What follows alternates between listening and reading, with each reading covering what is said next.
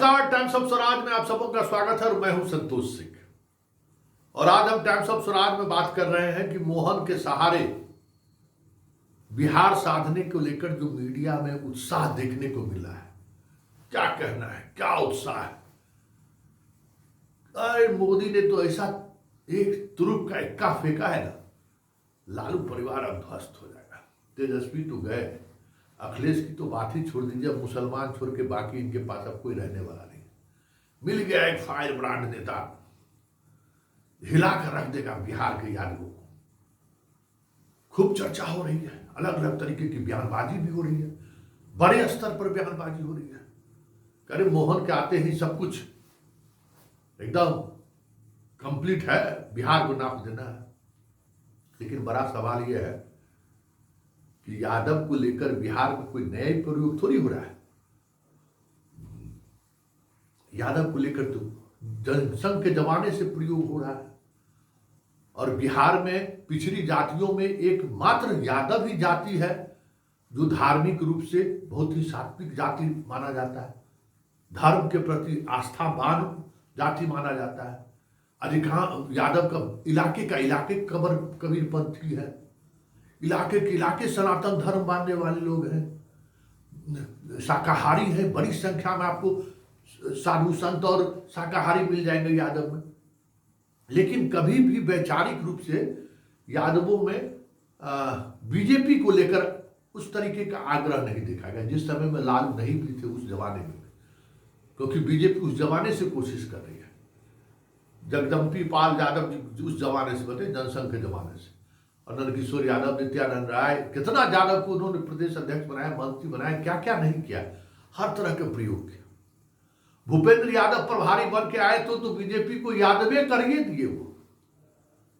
बताइए ना, नित्यानंद राय को मंत्री बनाए, नित्यानंद राय को सीएम फेस तक उन्होंने बनवा दिया। उस नित्यानंद राय का तो कह सकते हैं पूरे बिहार में उसी तरीके का उनका बॉडी लैंग्वेज भी देखने को मिल रहा था। लग ही रहा था कि आने वाले समय में बीजेपी का मुख्यमंत्री का ये चेहरा हो सकते हैं। उनके लिए उसी तरीके की बिसात भी बिछाई गई। अमित शाह भी सबसे ज्यादा भरोसा करने लगे थे नित्यानंद राय पर कि नीतीश के किला को फतह कर देगा नित्यानंद राय, यादवों के वोट को तोड़ देगा, जाना तय है। बहुत सारी बातें हो रही थी। इन सब बातों के बीच उन्होंने 2020 के विधानसभा चुनाव में पहली बार बीजेपी की तरफ से 20-20 यादवों को उन्होंने टिकट भी दिया। क्या हासिल हुआ?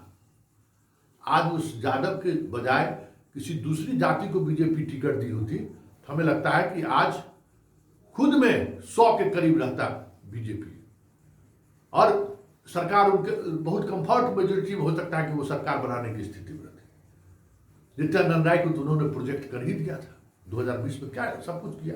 चिराग के माध्यम से क्या नहीं किया उन्होंने बिहार में नीतीश कुमार के घेराबंदी करने के लिए। लेकिन फिर भी यादव उनके साथ उस तरीके से नहीं आया।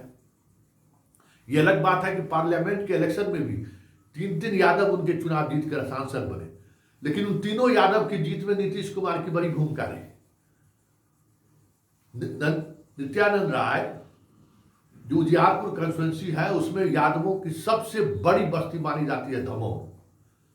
वहां कुशवाहा उम्मीदवार होने के बावजूद भी बराबरी का टक्कर मिला। यादवों ने वोट उस तरीके से नहीं दिया। वो अन्य जातियों का वोट अगर उनको उस तरीके से नहीं मिलता तो वो चुनाव नहीं जीतते। रामकृपाल यादव के साथ भी यही स्थिति रही। मीसा भारती से सीधा फाइट रहा, मामूली 25,000 से उनकी जीत हुई थी। उस जीत में यादवों का कितना बड़ा योगदान रहा हर कोई जानता है। अशोक यादव के पिता मधुबनी से कभी 25 से 30,000 वोट से चुनाव नहीं जीते। कभी यादव ने उनको अपना नेता स्वीकार नहीं किया। ये इस बार अलग बात है कि आरजेडी ने जो टिकट वितरण में जो कुछ बाएं दाएं किया, जो पर्दे के पीछे का जो खेल हुआ, उसका भले ही अशोक यादव को लाभ मिल गया हो, लेकिन अशोक यादव की फिर वापसी नहीं हुई। वो उस कॉन्स्टिट्यूंसी में बीजेपी को यादव का वोट मिला हो। बिहार में मोहन फैक्टर कितना काम करेगा ये तो आने वाला वक्त बताएगा। वैसे बिहार में बीजेपी यादव को अपनी तरफ लाने के लिए मोहन यादव से भी बड़ा प्रयास कर चुकी है। भाई यहाँ तो अपना नित्यानंद राय, आनंद किशोर यादव है ना भाई, मोहन यादव का क्या जरूरत है? फिर भी यादव को आकृष्ट नहीं कर पाए। उसकी वजह भी है, यहाँ यादव माइंडसेट से समाजवादी है और एक बड़े आंदोलन से यादव समाज बाहर निकला है। और यादव समाज धार्मिक होते हुए भी राजनीति को धर्म के नजरिए से नहीं देखता, आज भी नहीं देखता है।